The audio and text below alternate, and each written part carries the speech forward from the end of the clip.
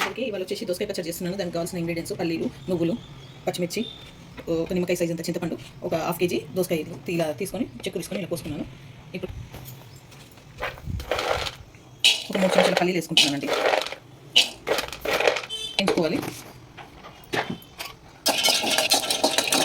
ఈ పల్లీలు వేగిపోయినాయండి, తీసేస్తున్నాను. ఇలా ఎంచుకుంటూ చాలు.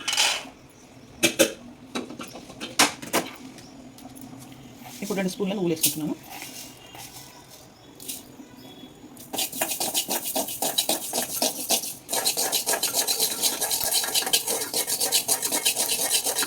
ఇప్పుడు ఇవి కూడా అయిపోయాయండి, ఇవి తీసుకుంటున్నాను. ఒక స్పూన్ ధనియాలు వేసుకుంటాను. ఒక స్పూన్ చాలు. సగం స్పూన్ జీలకర్ర వేసుకొని ఎంచుకోవాలి.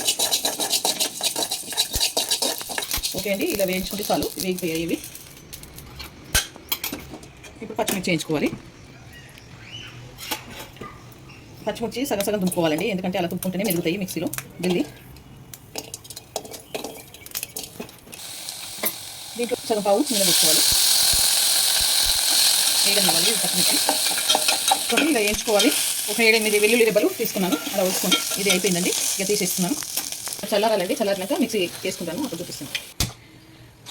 ఓకే అండి, ఇలా మిక్సీ పట్టుకున్నాను. దోసకాయలు గిట్ట వేసి అన్ని పచ్చిమిర్చి అవన్నీ వేసి ఇలా మిక్సీ పట్టుకోవాలి. ఇప్పుడు బగారకి కరేపాకు ఒక 4 రెమ్మల కరేపాకు తీసుకున్నాను. ఒటిమిర్చి, ఎండుమిర్చి ఒక 5-6 తీసుకున్నాను. ఇప్పుడు బగార వేస్తున్నాను, అంటే తాలింపు. ఒక 2 పావుల నూనె పోసుకుంటున్నాను.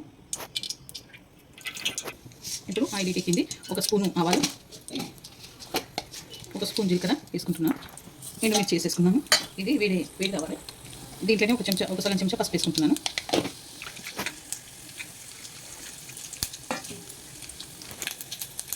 కరివేపాకు.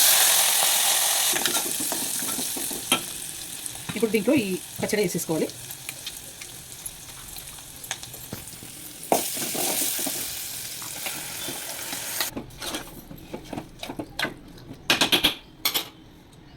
ఓకే అండి, ఇక దోసకాయ పచ్చడి రెడీ అయిపోయింది. ఈ వీడియో కనుక నచ్చితే మీకు లైక్ చేయండి, షేర్ చేయండి, కామెంట్ చేయండి, సబ్స్క్రైబ్ చేయండి. చాలా బాగుంటుంది, మీరు కూడా ట్రై చేయండి.